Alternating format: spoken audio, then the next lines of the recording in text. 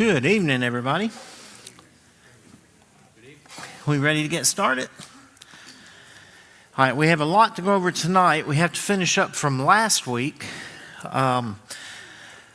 which is dinosaurs in history, and then we'll pick up the next session. So we were going over different carvings, drawings, paintings of dinosaurs in history. That is pointing to the fact that these people actually saw these creatures. So we'll get right into it.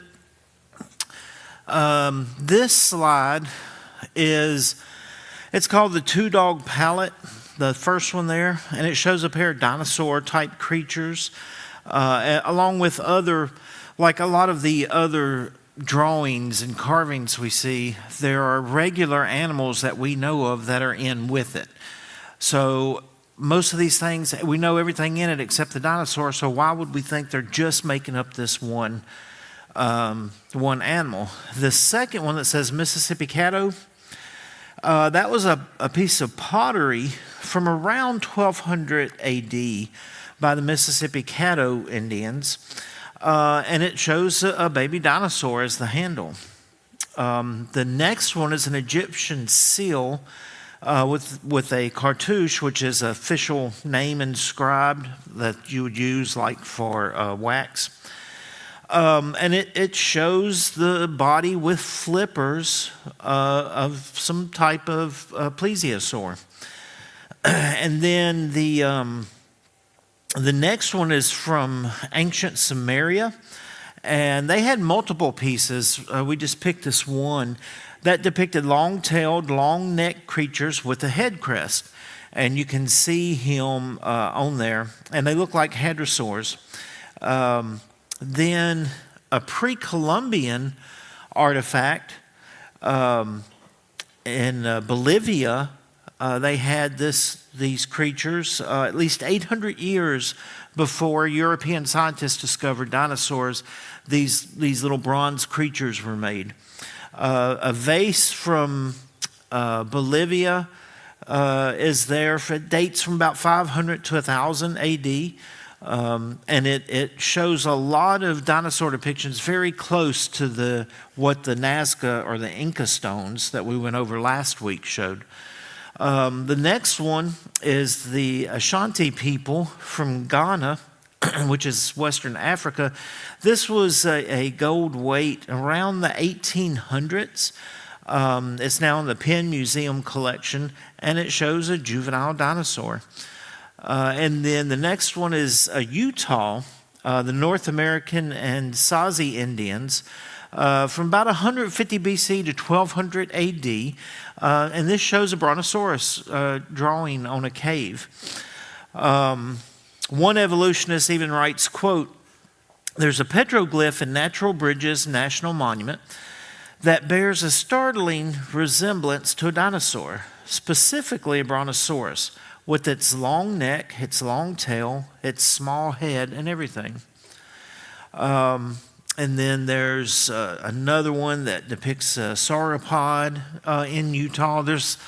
You wouldn't believe the amount of cave drawings and paintings we have all across America, really all across the world, that show pictures of dinosaurs.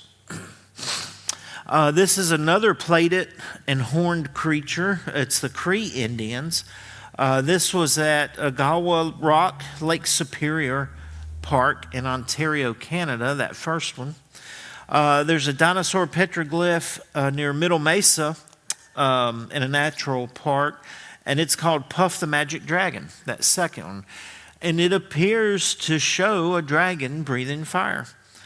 The carving is believed to be at least several hundred years old, even though they can't really date it.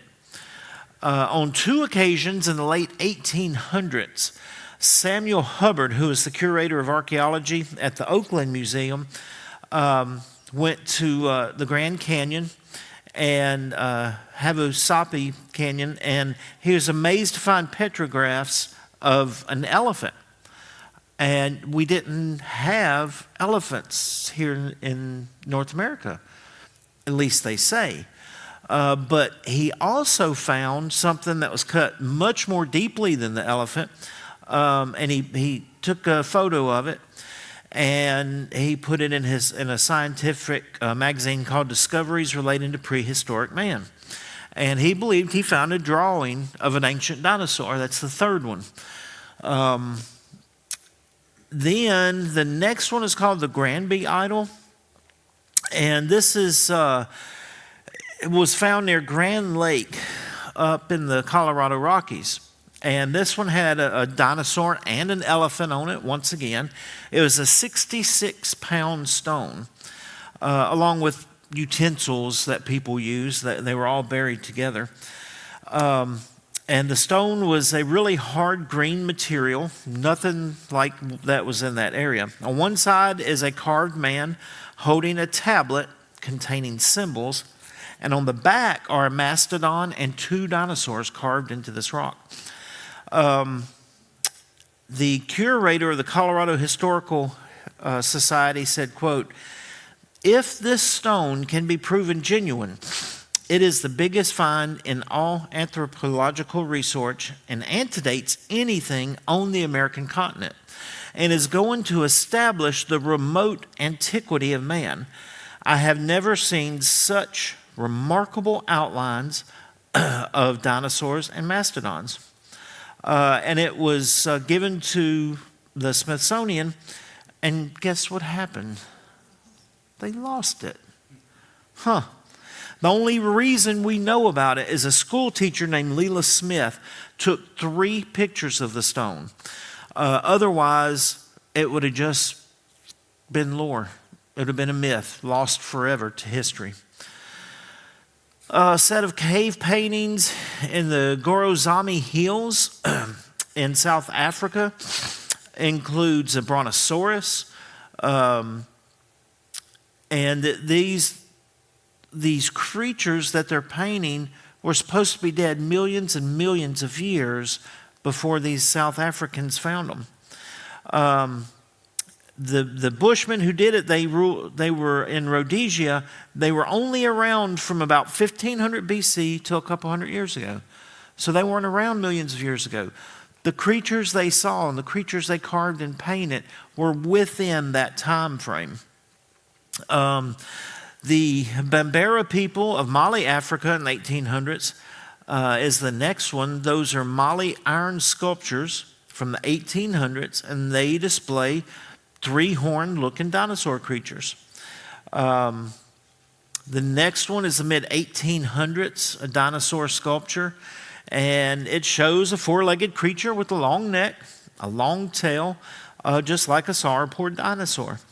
Another African tribe from the Mali region produced a lot of dinosaur objects in the mid-1800s. And this is when, about the same time frame that Sir Richard Owen coined the term dinosaur. But that bronze artifact from the Dogon tribe shows a hadrosaur with a guy riding it. And the diamond shape, it's hard to see here, but there's a diamond shape that they etched in on the hadrosaur.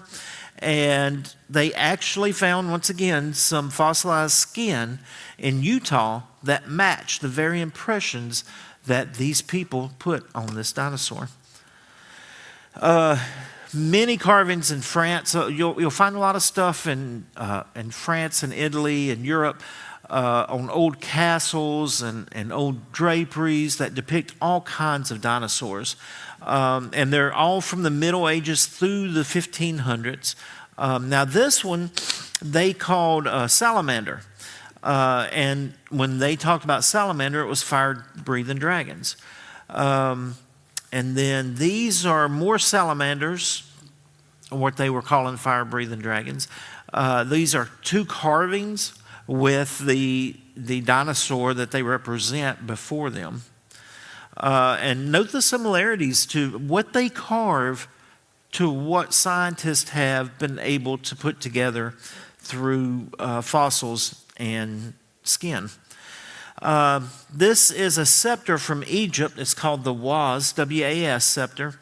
And look at the head of the scepter. It looks just like the flying dinosaurs we have. pterodactyls. And there's a lot of different Egyptian artifacts that have pterodactyls on it. They have a lot of cats and a lot of pterodactyls. So the way they do the crest, the way they do the eyes, and they had seen these creatures. These artifacts, the first one in 1924 in Tucson, Arizona, some lead artifacts were dug up, and they appeared to be Roman style.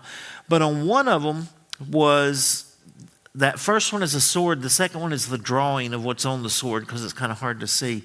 It clearly shows a clear dinosaur on the sword. The next one is a Greek vase that's in the Boston Museum of Fine Art. And it shows, it's called the Monster of Troy. And it very clearly shows Hercules rescuing a maiden from the monster of Troy.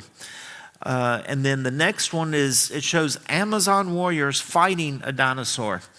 And that was in the 1940s, an American explorer called Percy Fawcett, when he was bringing back reports of these large dinosaur-like creatures from this region of the Amazon. Dinosaur and human bones have been found together in the same strata in many, many countries across the world. Well, if you only find it one time, that disproves what evolutionists say. And we find them over and over and over. Dr. Cabrera found human vertebrae and dinosaur bones in the same sediment in Inca, Peru. We have evidence of humans and dinosaurs living together in Russia, Brazil, Peru, Texas, Charleston, South Carolina. Dinosaur and human-like footprints have been found together in several areas across the world. According to a New Scientist magazine article in 2001, they say, quote, researchers found several types of dinosaur and were surprised to find frog, fish, turtle, small mammals, and plant fossils as well. Well, why were they surprised? Because these things aren't supposed to go together.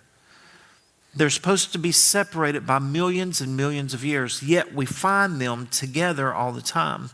In Glen Rose, Texas, there's a state park, and it's called Dinosaur Valley State Park. And the way this state park came about is the Biloxi River flooded in 1908. And a huge part of the river bottom was washed away. And it exposed a layer of limestone underneath that one. And what they found was astounding. Dinosaur tracks all over the riverbed. It had just been covered by another layer of limestone. They cut out sections of the track so they wouldn't erode, and they put them in the museum. The amazing part was, right beside the dinosaur tracks were human tracks, laid down at the exact same time. The one on the right is a dinosaur track and human track in the same piece of stone. But they were all laid down at the same time. Also, one of the human tracks was a size 24. Big. But that can't be true, right? Because dinosaurs and man never lived together. Some skeptics were so sure they were fake that they went and dug up another section of rock, chiseled away. And they found more tracks mixed together under the rock they had just removed. So one evolutionist went so far as to say it must have been a dinosaur with human feet, because there is no other way to explain it. Nova says that finding them side by side would counter evidence that humans evolved long after the dinosaurs became extinct, and back up the claim all species, including man, were created at the same time. We do have one scientific article that does say all creatures, including man, were created at the same time. In 1884, a geologist named Earl Flint discovered fossilized human footprints in a rock quarry in Nicaragua in a layer 16 to 24 feet below the surface. His own words are, quote, Among these and others in nearby sites, I discovered both barefoot and well-defined sandal-footed impressions. All were dated at over 200,000 years old. Now, supposedly at this remote time, man was nothing more than a naked, hairy creature, barely capable of chipping a few flints and still scared of fire. In sharp contrast, these finds revealed the intelligent use of a walking stick, the wearing of sandals that appear to have been best designed for comfort and protection. We are confronted here with not the footprint of a half-beast, but rather the footprint of a civilized being. Everything we find counters what they say happened. In the same area as the footprints, they found a petrified hammer with an iron head. Part of the handle had turned to coal, and the seashells surrounding it were dated to be 400 million years old. So if the date is correct, who made the hammer? Just in the annals of sailing, there are thousands and thousands of tales of sea monsters. In the 1850s, a whaling ship out of New Bedford killed a 103-foot sea monster in the Pacific Ocean. The sailors said it had 2 blowholes, 4 swim fins, an alligator-like head, and 94 very sharp teeth. A passing ship stopped by and actually saw the monster as the crew was cutting it up. Old-time sailors claimed to have seen giant octopuses. Remember we talked about that. They called them the what? Kraken. Release the Kraken. And people thought it was just a myth, but we're finding them over and over. In 1896, a 200-foot, 5-ton octopus washed ashore in St. Augustine. That's the first one up on the left there. A creature washed up on a beach after the Indonesian tsunami that looks astoundingly like a plesiosaur.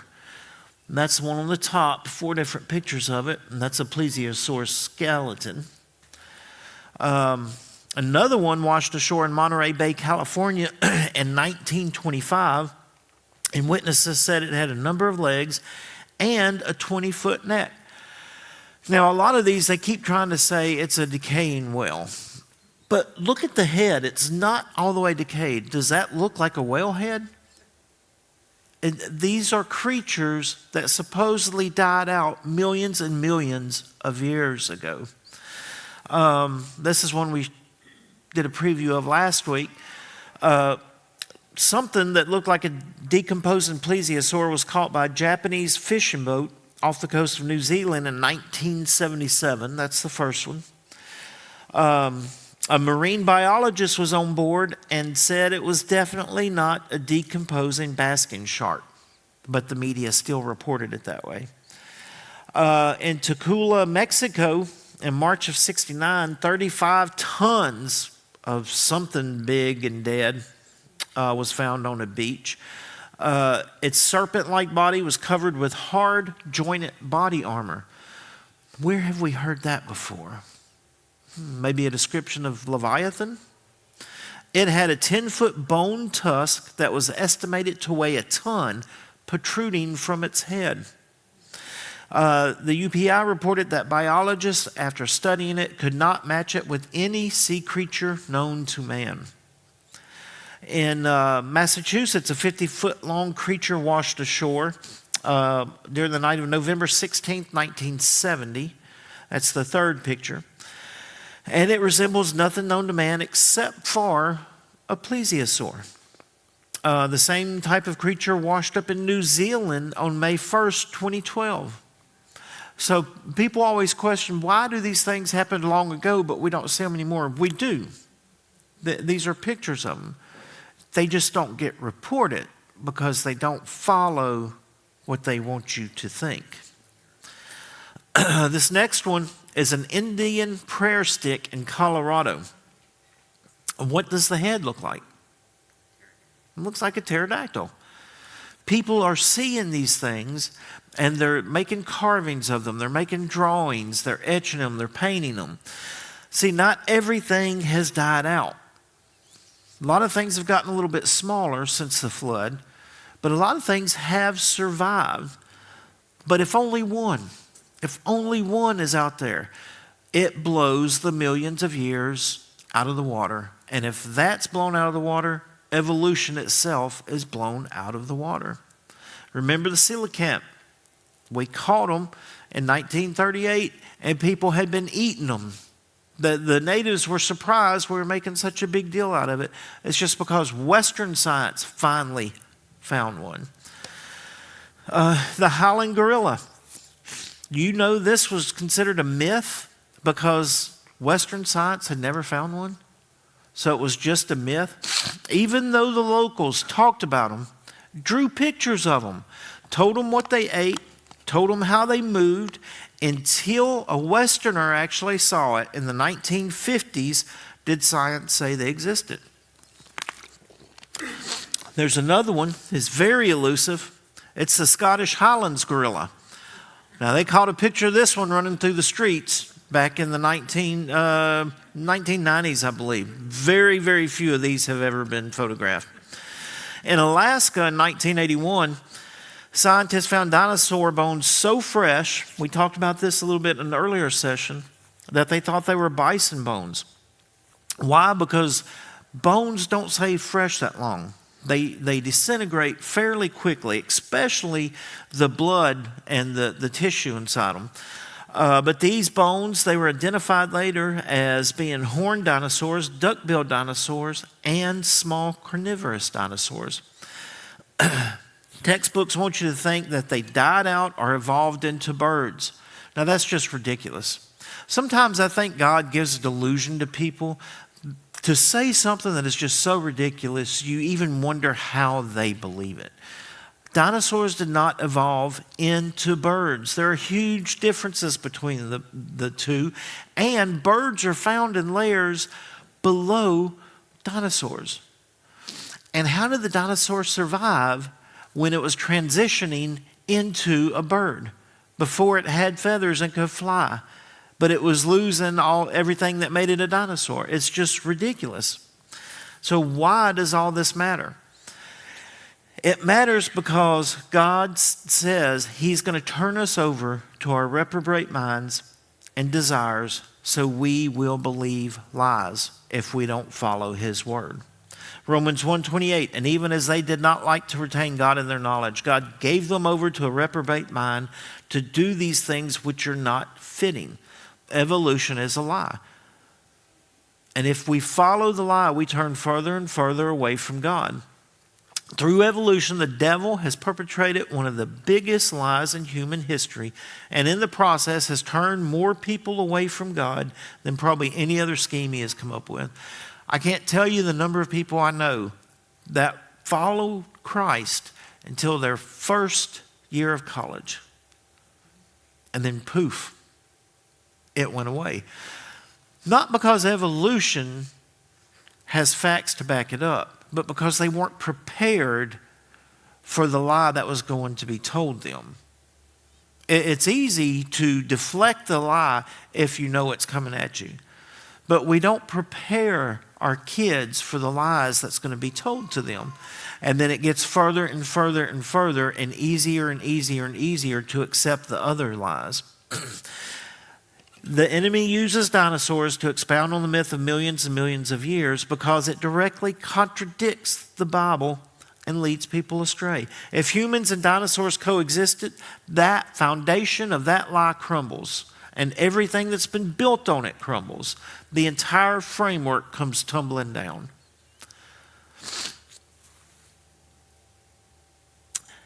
You have to remember that evolution has gone from an idea to a theory to established doctrines with no facts in less than a century.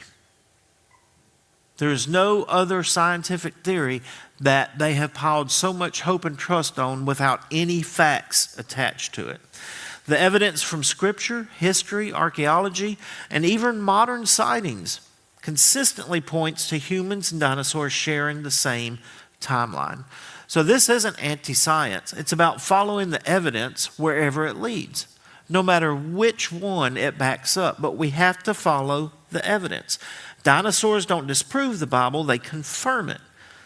When we examine all the evidence with open minds, we find that Scripture's account of history, including dinosaurs, stands up to scrutiny. Question isn't whether the Bible mentions dinosaurs, it's whether we're willing to see them in the Bible.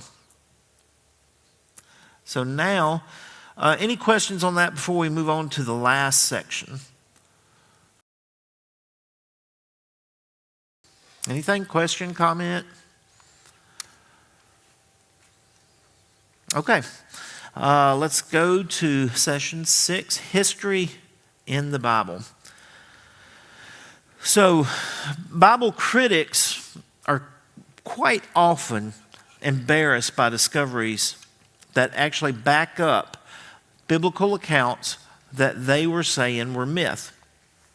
Some examples are the existence of the Hittites, King David himself, and Pontius Pilate, to name a few.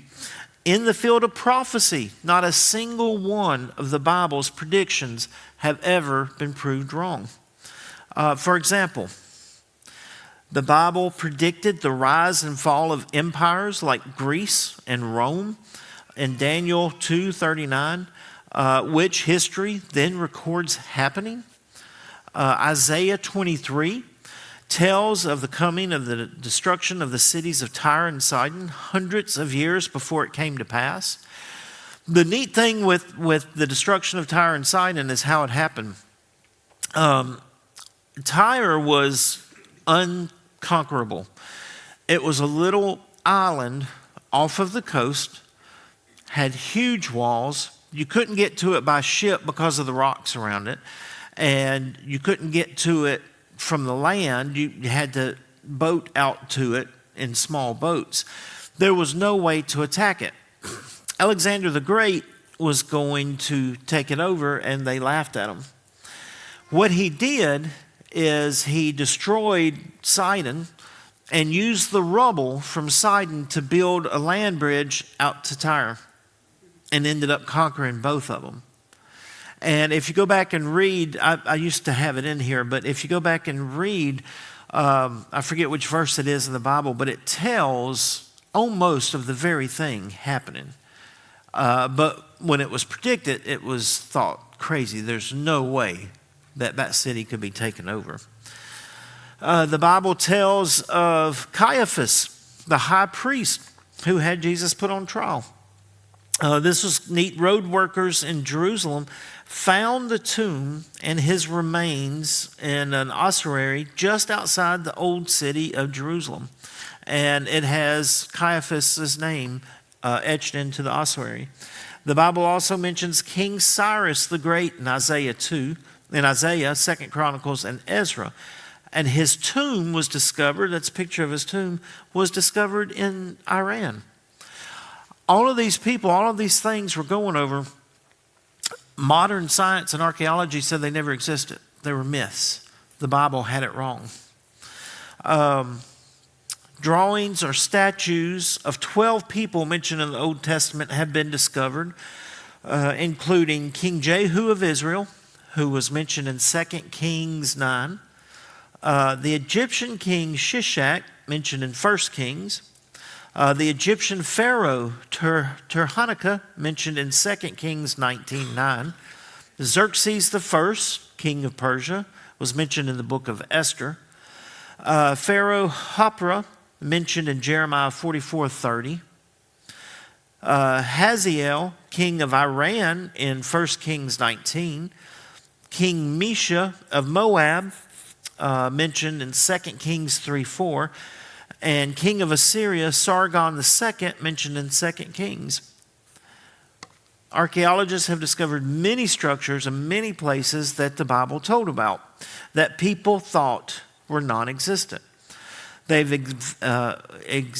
excavated Nebuchadnezzar's palace in Babylon, Israel's royal palace in Samaria, the pool of Siloam in Jerusalem, Jacob's well, Nehemiah's wall, Solomon's city of Tadmor, temples to Dagon, the god of the Philistines, the amphitheater at Ephesus, the victory steel inscriptions with 8 kings listed, including King David, the Valley of Megiddo, Hezekiah's tunnel, Hezekiah's walls, the city of Jericho, the pool of Gibeon, the city gate of Gezer, the tombs of David and Solomon, mention of Balaam the prophet, the son of Beor, in some Ammonite ruins, a Tel Dan inscription describing the battle between Hazael, king of Aram, and the kings of Judah and Israel, and the cities of Sodom and Gomorrah. The reason this is so important is these are places and people the Bible spoke about. And sometimes it took a couple of thousand years before we discovered them. But so far, everyone we have discovered was spoken about in the Bible. One of the main reasons some Mormon archaeologists left Mormonism, and you have to understand, to leave Mormonism, it costs you a lot. It costs you your family many times, costs you your position, your whole life that you ever knew. So to walk away, something pretty profound has to happen for you. Well, a lot of Mormon archaeologists leave because they set out to prove Mormonism through the writings in the Book of Mormon, which should be very easy to do because a lot of things that happen in the Book of Mormon are a whole lot more recent than what happened in the Bible. And yet not a single battle site has been found, not a single set of bones from man or animal has been found, not a single weapon, not a single building, not a single inscription, not a single coin. And what they do find actually goes against what the Book of Mormon was saying, such as animals that were supposedly here that didn't come till hundreds of years later, that were brought over, different types of metals that the way to make them hadn't been invented yet. So Mormon archaeologists actually leave their faith because of the lack of archaeological evidence. Where the Bible, it's the exact opposite. We're finding everything that the Bible says to actually be true with evidence.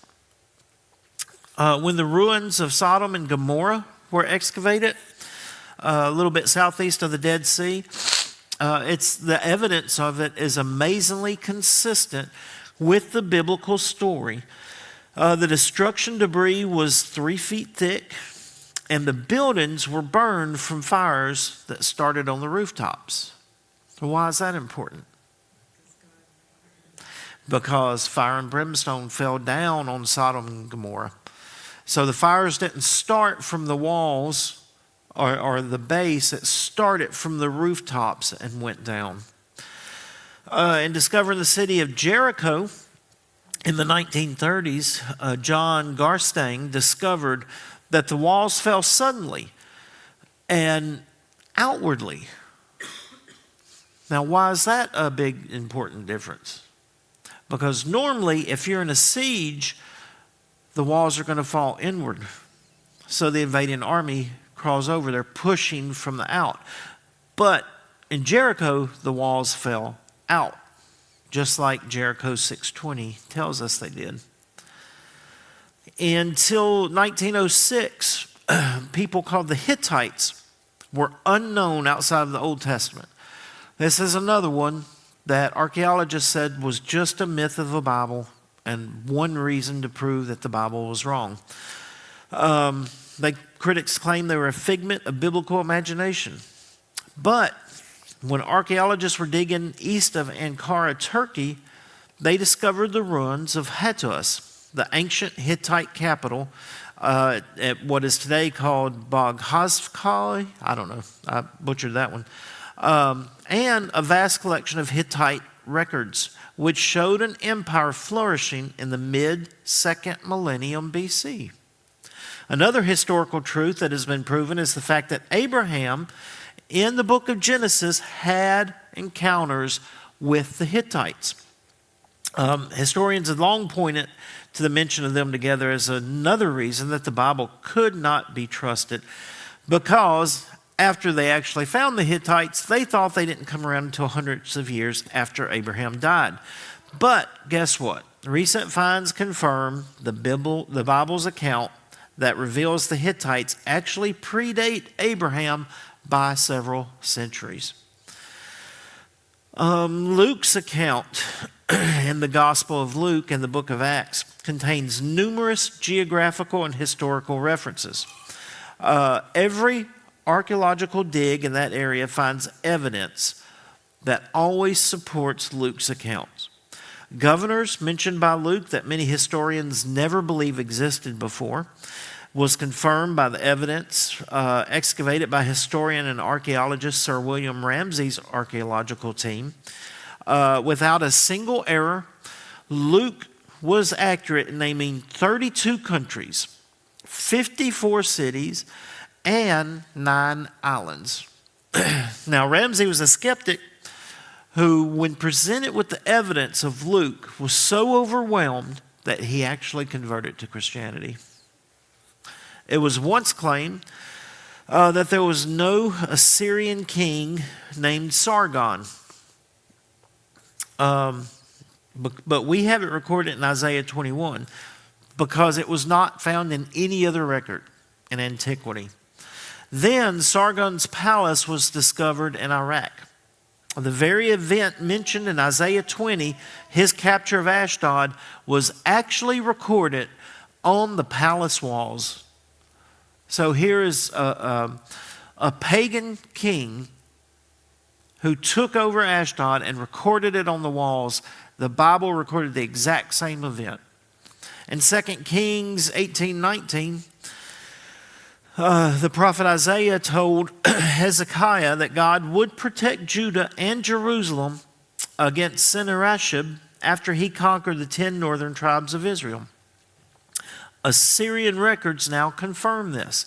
The cuneiform on a 15-inch baked clay prism found at the Assyrian capital of Nineveh describes his invasion of Judah in 701 BC, in which it claims the Assyrian king shut Hezekiah inside Jerusalem like a caged bird. But it doesn't say that he conquered it, just like the biblical record said. The Assyrians, in fact, bypassed Jerusalem on their way to Egypt, and the city would not fall until the time of Nebuchadnezzar. Daniel 5 tells us about Belshazzar, the king of Babylon. Once again, historians have always doubted that this was true because according to recorded history, the last king of Babylon was Nabonidus. Then, guess what? We found tablets showing that Belshazzar was Nabonidus' son, and he served as the co-regent in Babylon. So Belshazzar could offer to make Daniel the third highest ruler in the kingdom for reading the handwriting on the wall, just like Daniel 5:16 said. And that is, quote, "And I've heard of you, that you can give interpretations and explain enigmas. Now if you can read the writing and make known to me its interpretation, you shall be clothed with purple and have a chain of gold around your neck, and shall be the third ruler in the kingdom."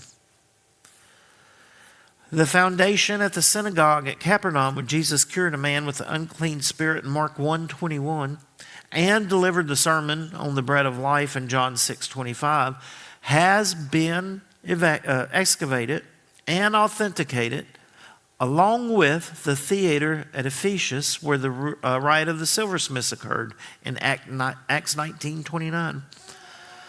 A team of scholars claim they have discovered through recent translations of a black stone that features an engraving of a tower or a ziggurat with an accompanying inscription of what may be the oldest representation of the Tower of Babel. According to a report in Discovery News, the engraving shows Nebuchadnezzar II wearing a royal hat, holding a staff in his left hand and a scroll with the rebuilding plans of the tower in his right hand. Evidence points to the Tower of Babel being built in the fashion of a ziggurat. And that's a pyramid-shaped tower that decreases in size as its stories progress upward, with the temple at the pinnacle. And they commonly had steps or terraces spiral around the structure that led to the temple at the top. And the picture on the right is It's just a picture out in the middle of a desert that some people claim could be the base for the Tower of Babel. Pharaoh Shishak's conquest of Judah in the 5th year of the reign of King Rehoboam is recounted in 1 Kings 14 and 2 Chronicles 12, and it tells how Solomon's temple in Jerusalem was robbed of its treasures during that occasion. It's commemorated in hieroglyphic wall carvings on the temple of Ammon at Thebes. And there are many, many more people, battles, locations that the Bible told about that only recently have been discovered and that we're still discovering that confirm biblical accounts from people, battles, locations, events. Excavations continue to validate what the Bible recorded thousands and thousands of years ago. Each discovery turns skepticism into confirmation. It turns unbelievers into believers. It turns atheists into Christians. And the Bible's historical accuracy is a testament to its reliability. The consistency after 40 authors, 40 different men, 66 books, 60 generations, 1,600 years, 3 languages, hundreds of controversial topics, but from beginning to end, 0 contradictions. It is just absolutely unheard of. And then I have another, I don't think this one's going to play either. But this is the story of everything. If you can find this video, it's a pretty cool video that goes into a lot of stuff we've been discussing here over 6 weeks. But that's it. That's all 6 weeks. So do we have questions, comments? Clint has a mic here.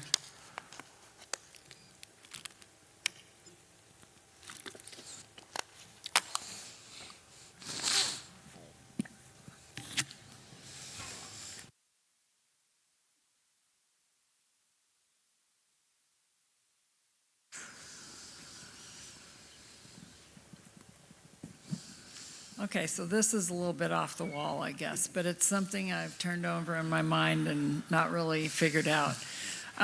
When God created everything and animals were eating plants and people were eating plants, the plants were living, but if they're being eaten, then they're dying, right?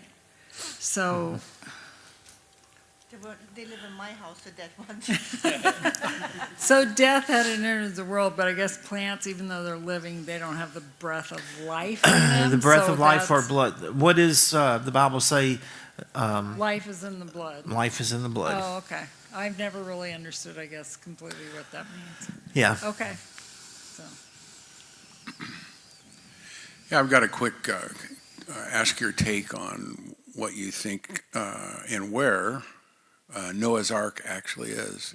You know, every once in a while you read in the newspaper, oh, they found, Noah's Ark and this, that, and the other thing. And then supposedly Turkey's closed, nobody can go there now, or I'm just wondering what your take is on it. So I believe it's in Turkey. There's 2 spots, and I'm sure everyone has seen the one that looks like a big ship prow. And there's actual wood and there's actual levels under there. Unfortunately, Turkey has stopped allowing people to study it. At the base of a mountain, has anyone heard of Ron Wyatt? Mm-hmm. Yeah, Ron Wyatt. If you can go find his videos, he's gone now.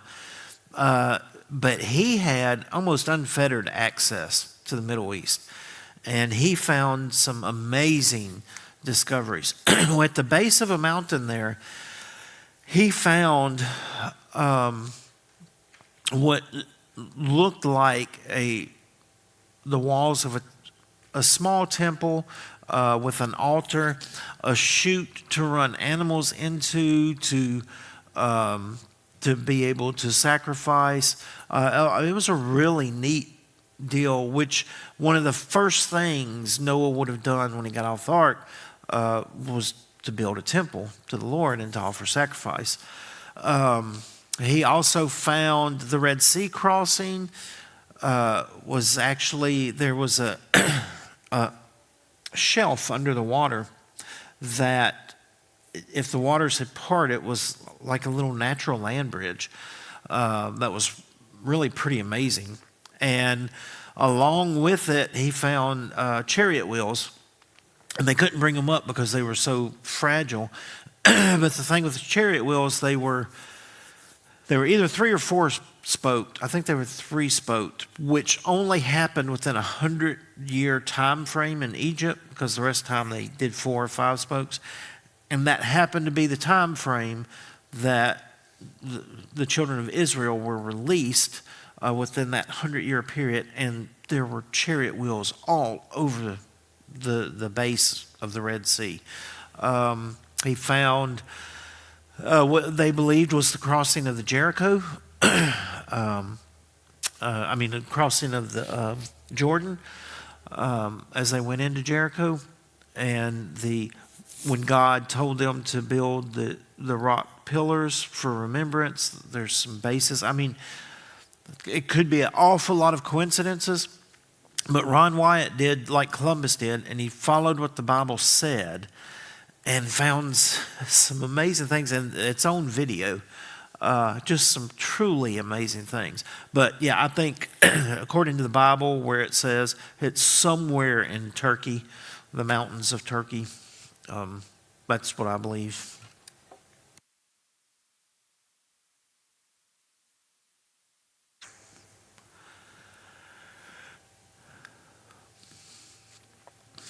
Up front here.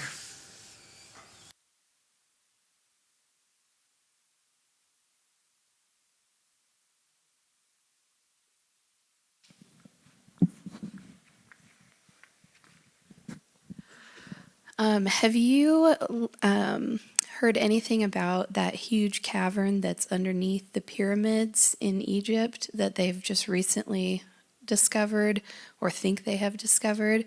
And my question is, and I don't know how valid or realistic it could be, but do you think that the pyramids and all of the building that went on there could have been maybe the site of the Tower of Babel, or is that not at all close to where it probably was? And then if it is, do you think that that could have been part of this amazing, tower that they were building? I believe, I don't think the pyramids have anything to do with the Tower of Babel because of the time frame. The Egyptians were pretty well established when they built the pyramids. I believe the Tower of Babel was probably a little further east than Egypt. I think you're getting closer back once again to the Turkey area, because it wasn't long after the flood when man became proud and was going to build the tower because of the flood, and then he was separated from there. So you can't get too far from where Noah landed before you start to have that hubris start to come up, and they start to, and at that point, when they split out, if it's farther east than Egypt, you get much more of that push into Asia, into Eastern Europe area, into India. I mean, you just have a much better push outward. But I think mainly just the ages of the pyramids. And I believe that the children of Israel helped build a lot of those. That's the bricks they were making for that. But no, I haven't. I know there are chambers underneath the pyramids. There's so much they have not discovered with the pyramids. They just haven't gotten to everything. You think they would have by now, but yeah, there's chambers all up. It kind of reminds me of if you have an ant farm, and you get to see all the different holes and trails and paths they make. I think that's kind of what the pyramids are. There's all kinds of stuff in there. Well, this one, I think I just heard about it just a couple months ago, but it's pretty recent, within the past couple of years, that they've discovered a cavern that's the size of what they think is the biggest temple they've ever seen underneath some of the pyramids, but they can't access it because if they do, they could destroy the pyramid if they try to go down. So there's debate over how to go about doing it, but it's like apparently a massive cavern down there. So is it ground penetrating radar that Yeah. they're finding this stuff with? Yeah. That's pretty interesting.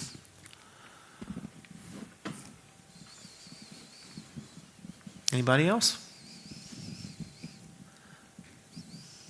In the back, Clint. Sorry. So, out of all your information, a lot of it is based on mammals or, oceanic life.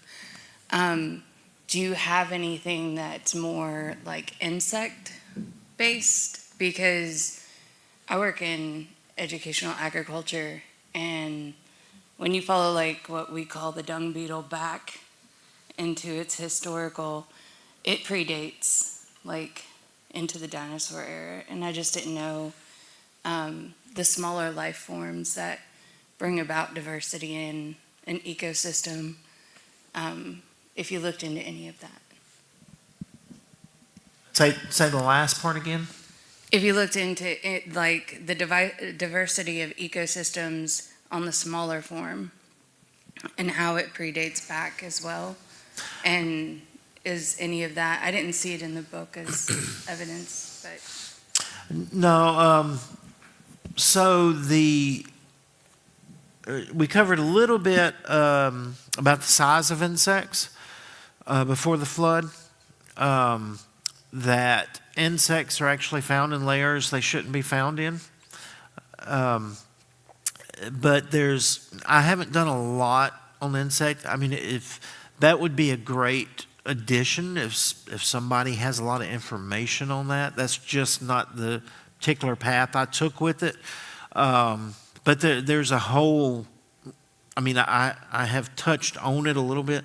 Yeah, there is a whole another way you can go just with the insect growth in life that kind of disproves evolution too.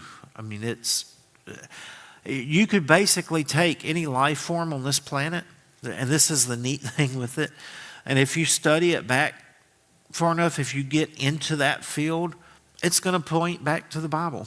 It's actually going to start to disprove evolution. And the reason is evolution's a lie. There's nothing to back it up except hope. And that's why they add time frames onto it. But it's getting to the point now where even long time frames is not going to make the magic that they're hoping for to prove evolution. The more we learn, the more we realize, like the one scientist said, it is a fairy tale for grown-ups. And people are going to laugh in 100 years that so dubious a theory was accepted and an entire scholastic foundation built upon with the scant evidence that there is for it. But no, you could go, I mean, you have microbiology, you get into that, and it totally disproves evolution. You can get into astronomy, and it totally disproves evolution. You can get into insects, mammals, I mean, any study you want, geology, it always comes back to evolution was built on a lie. But no, that's a great point. That's a whole other field you could get into.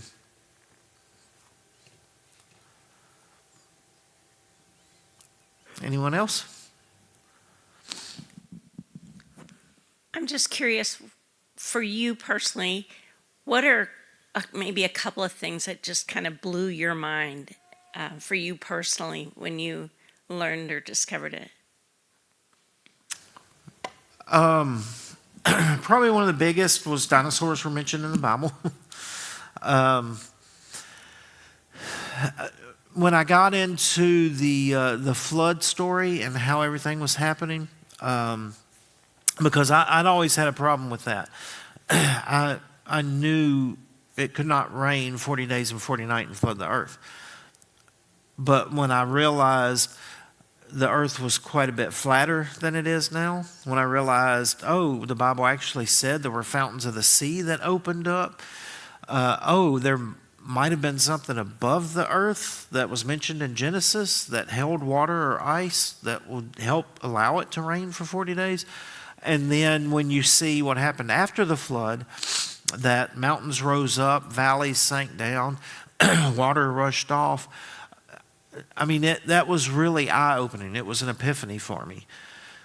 Because growing up, especially in most Christian homes, when you think of Noah, you see this cute little boat with the giraffe's head sticking out of it, and it so minimizes what God did at that time.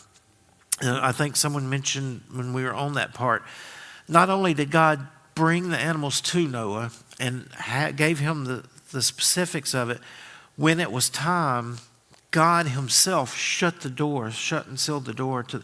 I mean, the whole story, the story of the flood, if it doesn't point you to the cross, I don't know what will. Because it shows that sin is a blight on this creation. And it shows that God is a just God who is going to punish sin.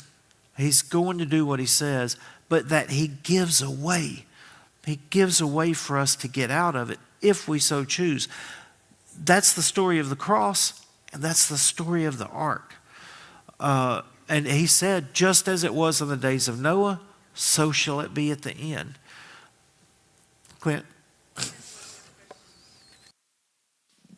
Were you going to talk about, remember, I think you mentioned it a couple of times, were you going to talk about the different cultures that had flood stories?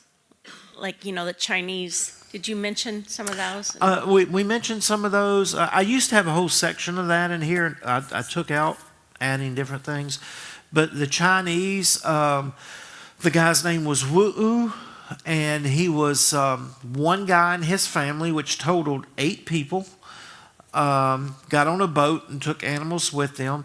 And were you here when I think we talked about the symbols for flood. Symbol for flood is a boat. Yeah, in Chinese is 8 people in a boat. The Hawaiians, there's a Hawaiian story that it's one man and his family, which totals 8 people, and they made a big boat and the animals came on it. There's a Mideastern one somewhere around Iran that's a story. And they always want to say, well, these are just local flood stories. Well, it doesn't make any sense that a local flood story would span the earth, for one. And if it was a local flood, why would these people need to get the animals on the boat? Just let the local ones die, and the rest are going to come in and fill in. But I had, in my old notes, I had about 5 different stories which kind of circled the globe. There was Iran, China, Hawaii. There was an American Indian one, and I think a Scandinavian one that pretty much encircles the whole globe, and they all have the same story. The guy's name was a little different in each one, but that's, once God messed up the languages and people moved off, that's understandable too. Anyone else? We got plenty of time.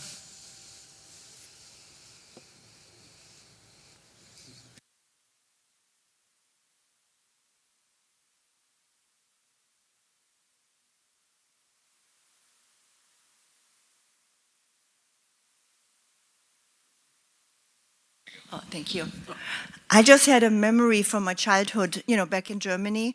So this is like 45 years ago. I am, I don't know, I mean longer, my goodness. I'm a 7th grader maybe. And Germany does not have separation of church and state. So we would be in the same classroom until it was religious class, and the Lutherans and then the Catholics would be separated, and I was a Lutheran. And our religion teacher took us to the movies. And the translation of that movie is, and the Bible was right after all. And I'm just here, like, when I was remembering it, my heart was going, and like, the deception of academia is so, yeah, so evil that the way, and the one that I remember is the story of God parting the sea for the Israelites. They made it like a very scientific movie, and said that the parting, it was never water, it was just tall grass. And every story that sounds, unbelievable, if you don't want to believe the Bible, then those stories were given explanations that the Christian families could go home and feel good about. Oh, it's explainable. And I don't even know if I'm saying the right words, everything that is going on in my mind right now, because I didn't really grow up in a Christian home. I mean, Christmas and Easter, kind of Christians. But even in a country that says, oh yes, state and church can be, cohabitating, everything is good, and our religious teacher was allowed to take us to a movie that was supposed to be pro-God. And it was so deceptive. Yeah, and that's a shame because you really have to watch out, which leads to a great point, especially in today's world. We're so willing to accept, and we're about to get into a series on Romans on Sundays, and we kind of go over this, but we're so willing to accept anything from a celebrity or a well-known person or, whatever it is that might slightly say someone thanks God for some award, and we say, oh, they praise God. Look, they're Christian. No, I mean, you have to look at the fruit. And so many will deceive that way, like that movie that sucks you in thinking it's God, but then totally turns you away from it. And we've fallen for it for so long and so hard that a lot of times we can't even tell the difference. What is the fruit? And I can't tell you the numbers of times of people, especially with entertainers, oh, they're godly. No. Just because they might mention God or just because they might point up. What is the fruit? Jesus tells us to look at the fruit. And we see that with entertainment, I mean, just across the board. We so want something, I think Nate talked about it this past Sunday or the Sunday before. We so want that flesh to be fed that we're willing to put God's name on it. And we're willing to water down pretty much anything godly just so we can have a little bit of the worldly to it. Several years ago, did a sermon that I had a batch of brownies up here. Was anybody here for that one? Kendall was. And one of our elders came up and I cut him a brownie, and he came up and got it and went back to his seat and was eating it. And I was relating how when I made this batch of brownies, I put just a little bit of dog poop in it. It wasn't a lot. It was just a little bit of dog poop. But like leaven, that dog poop, that sin permeates the entire thing. And we do that so much. We'll take just a little bit of dog poop, a little bit of sin, and allow it to permeate whatever else we're doing. And I might be getting way off base here, but we have to watch that. We have to not want something so bad that we throw God's name on it because that thing makes our flesh feel good. And we have to watch the deceit of the enemy that would give us something with that little bit of dog poop. And we say, oh, but that's good, that's godly. No, it's not. It's the deception is truly the only weapon the enemy has against us is deception. Now, it comes out in a lot of different forms. But if he can turn our eyes from God, he can deceive us. And it does it in many different ways. A great example, Bible translations. Okay, the absolute worst out there right now is the Passion. If you have it, please burn it. Don't even give it away. Burn it, throw it away. It is horrible. But because it's a Bible translation, people want to say, oh, well, that's godly. No, that is the farthest thing from godly. It will turn you astray. It actually perverts the Word of God. So we have to be careful in what we take in thinking it's godly, or taking in something that we know it's not godly, but because it's only a little bit of poop, it's okay. So I don't know if that rant made any sense, but Ricky? I brought a few more books this week that I haven't brought before, which you might like to look at in the back. And some of them you were talking about going more deeply in any single subject. So there's several there that just apply one area of science and goes really deeply into it, and it really strengthens your faith to see how deeply the truths of the Bible relate to real science. And I have an interesting book back there that is just a study of how Noah's Ark would have worked. And I think it's a couple hundred pages at least. It goes into all the details about how the animals were cared for and the science between how they could make it work over a year. And you just see that with the size of it and the organization of it and everything, it really happened. Yeah, if you really want to get into it, check that book out because it is really amazing. They did, I believe it was a Chinese team, took everything that the Bible said about the ark, how it was built, how big it was, how it was made, and when they got through, because they were going to do computer models to build this ark, when they got through, they said that was the most precise way and precise measurements to build a ship that you just want it to float because you didn't need to steer it anywhere to withstand those types of seas and weather conditions. They said it was perfect. If they fed their computer model the best ship for that is what would have came out of it. So it's really amazing. That's so true. Just because I reread and reread Exodus, when you're reading the Bible chronologically and you hear all those details of how you make things and how they did the tabernacle and how they did the ark. It sounds boring at first, but when you start listening to it after 6 or 7 times of going through it again, you're like, wow, they really did a lot of detail work on that, and anything that God told them to build. It was precise. I wanted to say this too, because just been, lately, it just happens that I often get into conversations with evolutionists who really sincerely believe that what they're saying is the truth, that science is factual.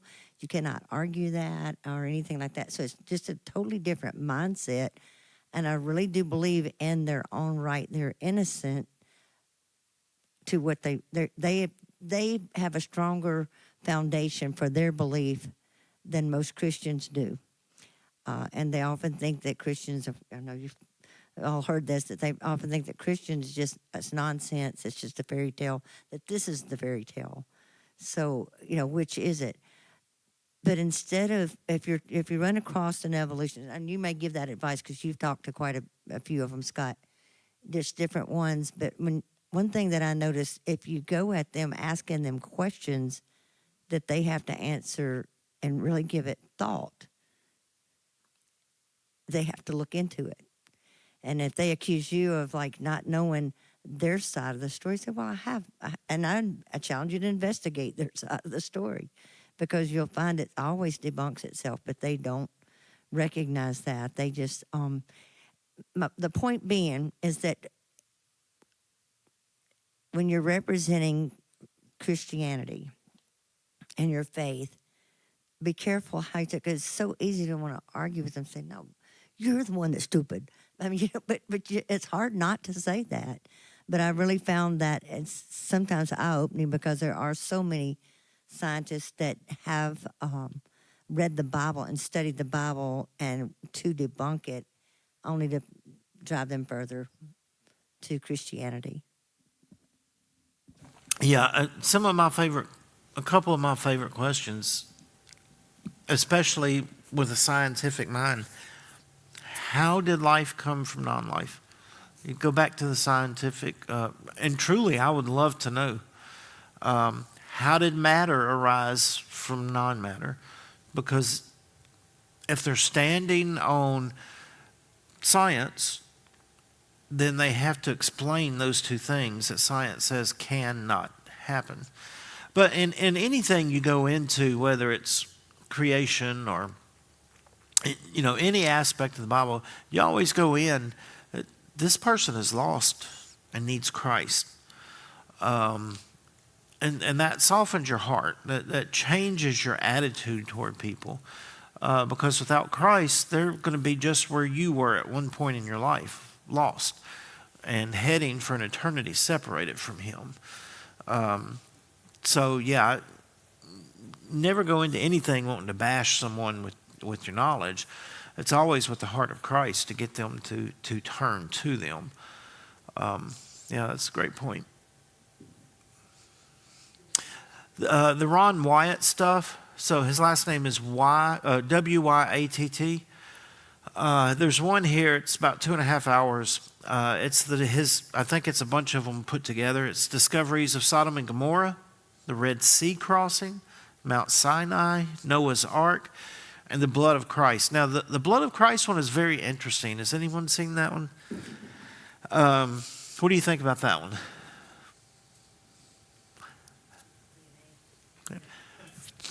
So what it is, it's basically where Golgotha was, where the Ark of the Covenant is supposedly buried, and the blood of Christ dripping down on it. Go ahead, Rick. Yeah. I've looked at Ron Wyatt quite a bit, and, I'm not I think it's very interesting, but at some points, he's a little hard to say that it was original, they were his own discoveries. It seems like he looked into a lot of other information and then he followed up on it, and he kind of gave himself credit for what other people had looked at. But many of the things that he talks about 30 years ago have been confirmed with newer studies. For instance, the chariot wheels in the Dead Sea had a number of different expeditions now have gone and found the same things there. And so I think it's very interesting, but on the blood of Christ, that's, I think, the weakest one. Yeah. Because he talks about it, but he has no evidence whatsoever. Yeah. He says, they did these scientific analysis of this blood, but he never tells you where or when or who or shows you anything. So at that point, he kind of feels like it's tales, instead of actual. Yeah, that one's more speculation. The others, because they actually have video of what they're finding, it's pretty interesting stuff. Clint? Well, yes, I mean, just to have discernment, sounds like, even on your recommendations, I guess, right? Because like as you're talking, I was remembering all the videos of his I had watched over the years, and I thought of the blood one, and it reminded me of episodes of Storage Wars, where it's amazing how they're just happen to find these amazing priceless artifacts on like every single episode. you know? And so it just happens that, he found the blood of Christ. How did that happen, But his work was predicated on people that went before him. A lot of they blazed a trail that he followed and actually taped, videoed. But that's some interesting stuff. Anyone else? Up here, Quint. Yeah, if you're interested in learning more about Jesus and his death and that whole situation, one of the things that you can do is to look at recordings of non-Christian historians that are around that time frame. I know that doesn't relate to creation, but it's interesting discovery that they found that there's more written about Jesus' death from non-Christian authors than there is George Washington and some of the other historical writers as well, depending on what, but it's the most recorded event in history. Yeah. There's, I believe it's Frank Turek. I don't have enough faith to be an atheist. There's a section in there about the volumes written about Christ from non-biblical, secular historians versus Washington versus Alexander the Great versus, Plato, Socrates. And it's amazing the volumes, how tall they would stand next to anyone else in history. Right. Everybody wants to talk about Josephus when really he mentions them a couple times, but there are much more writings out there about Christ, the person, than anyone else in history. Yeah, that's great.